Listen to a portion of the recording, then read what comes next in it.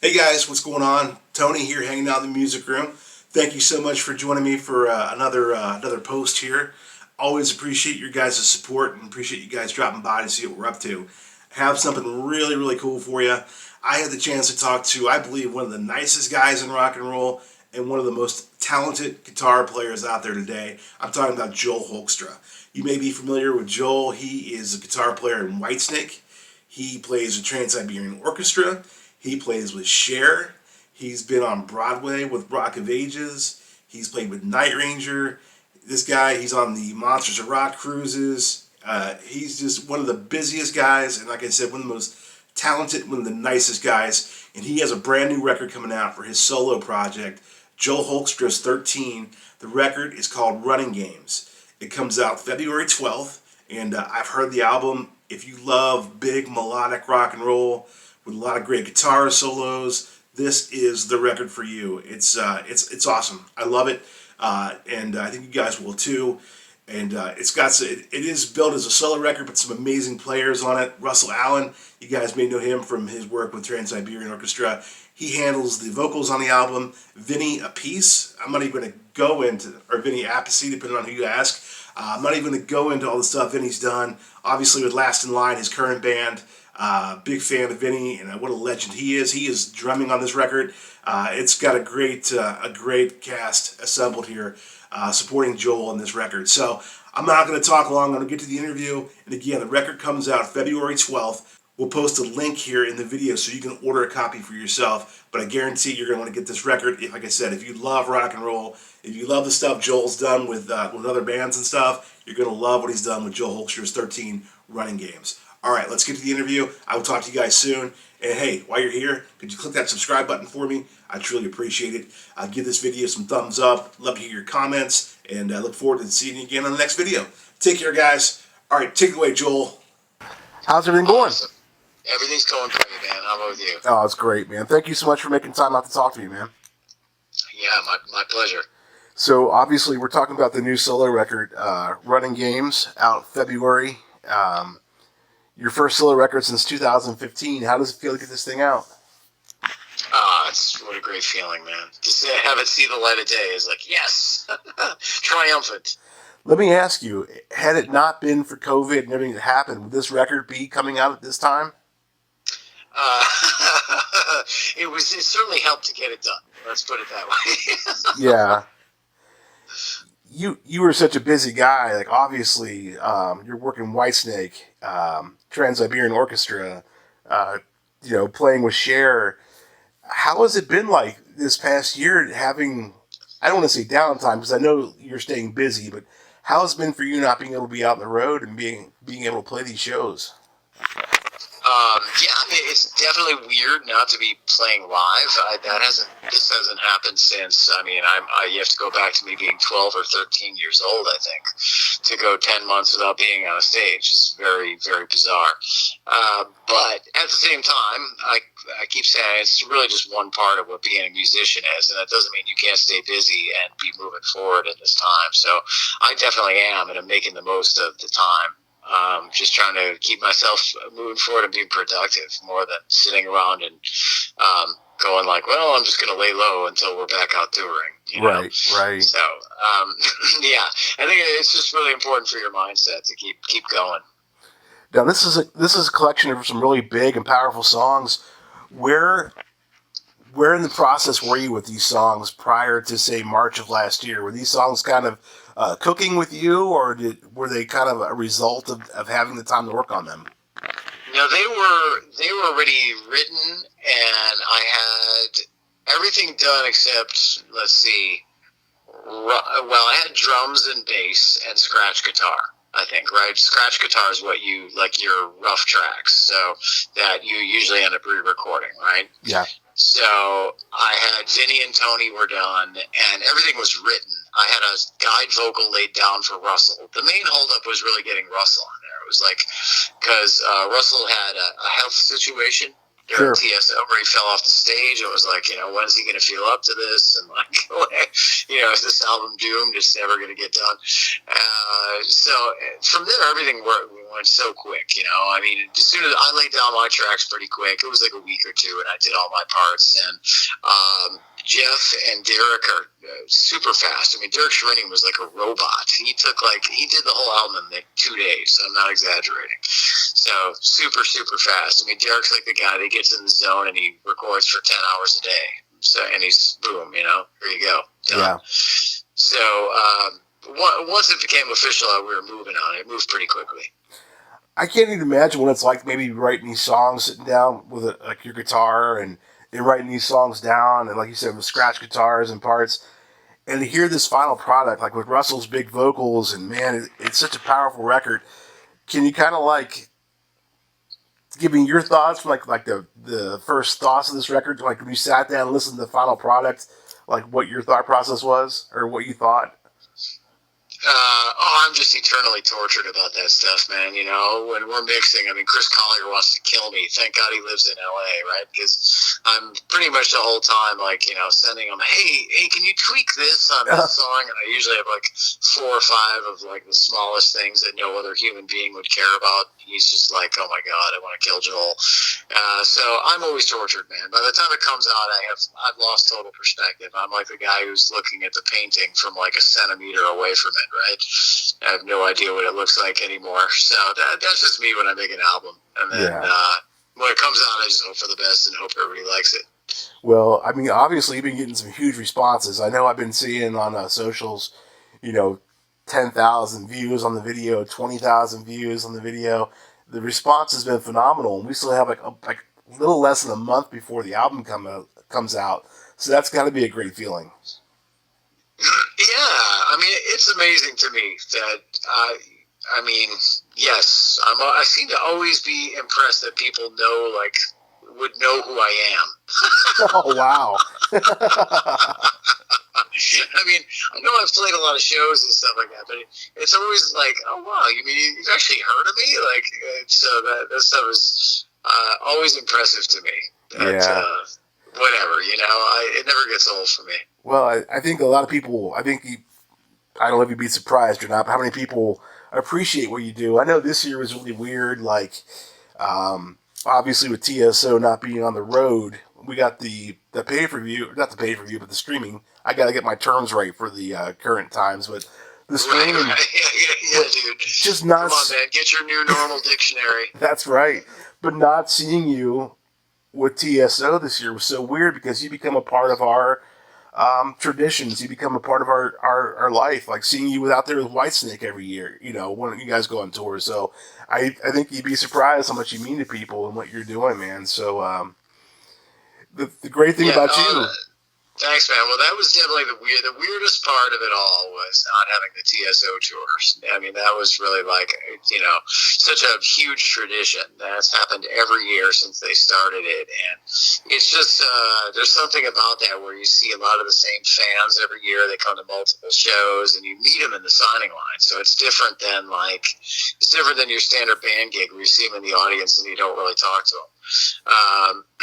It's just this big holiday tradition. So it was really weird to be like, okay, I guess none of that's happening this year. All right. Okay, right. Wow. So yeah, that was strange.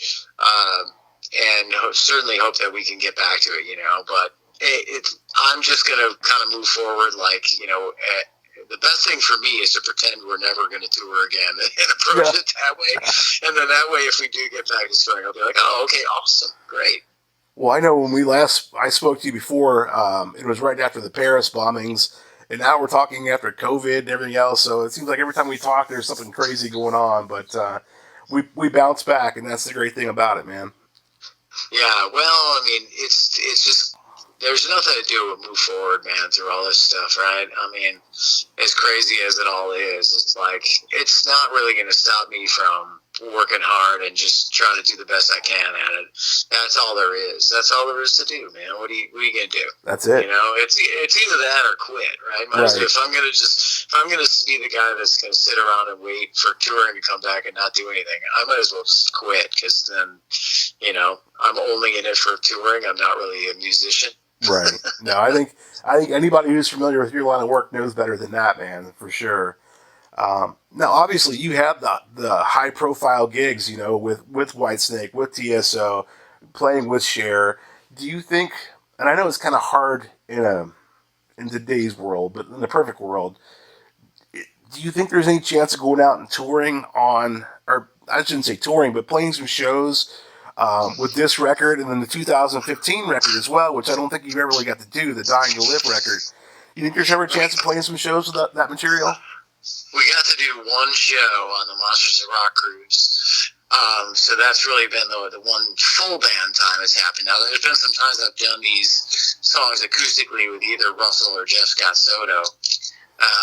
But as far as like a full band thing, it happened one time. Yeah. And it went over really well, man. People loved it. I mean, you get to a really cool set out of that when you get Russell Allen singing and you got Vinny Appice on drums, because then you can do some Dio in the set, and you can do some Whitesnake in the set, and it all sounds really, really great. And, so yeah, that was a really fun time, and I had both singers on the gig too. It was Jeff Scott Soto and Russell, which was amazing. Yeah. Do you think there's any chance of doing something like that? Like I said, I know you can't go out and do a full, like, when we say the word tour, but maybe doing some shows. I know it's hard to predict with the COVID world, but if everything gets back to normal, Nobody knows right now with any of that stuff, man. That's the bottom line. So, people can set up gigs as much as they want right now. They don't know they're doing them. Right, exactly. I always tell people that booking them is one thing, playing them is another. Right now. So, yeah, it's impossible to say, dude, but definitely I would love to. Yeah. Well, I know I asked our readers some questions and stuff for you, and the first thing I got was Brandon Gibson to say hello, and he hopes you're doing well. Oh, sweet. Awesome, man. Yeah. BG. And one of the questions we had was like, considering the caliber of people that you play with, are there shows for you that are more high tense and more stressful, like considering like a Cher show or a Whitesnake show or a TSO show? Are there some shows that are a little like harder for you to go into or a little bit more stressful? All those are pretty high pressure environments. The bigger shows. Yeah, those are all pretty high pressure, man. Playing for arenas and stuff like that. And it's in a situation where there's a lot of scrutiny, and so yeah, they're all fairly high pressure. Yeah, we could never tell by watching you, man, because you are the guy. You're doing the poses, being in the photo pit. You're the guy, man. Everybody loves Coverdale. Everybody loves Rob Betch and everything, but watching you and your poses, man, you're the guy that people really attract to. So, thank you, man. Yeah, high stress or not, you bring it every time, so that's awesome. But just to get back to the record, obviously the whole album is very strong. Are there some favorite songs that you have on the record? No, man.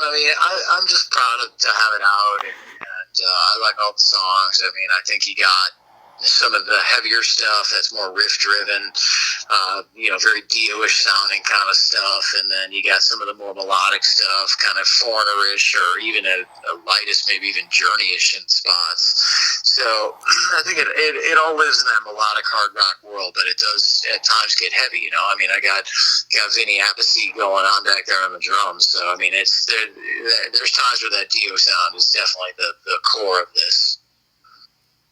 Oh yeah, man. Some tracks like Fantasy, Cried Enough for You, are some really great tracks on there, man. Real heavy and I love those tunes, man. So, and one last thing, just how much does playing with a group like Trans-Siberian affect your writing? Because some of the arrangements are so big and dynamic. Like for instance, How Do You?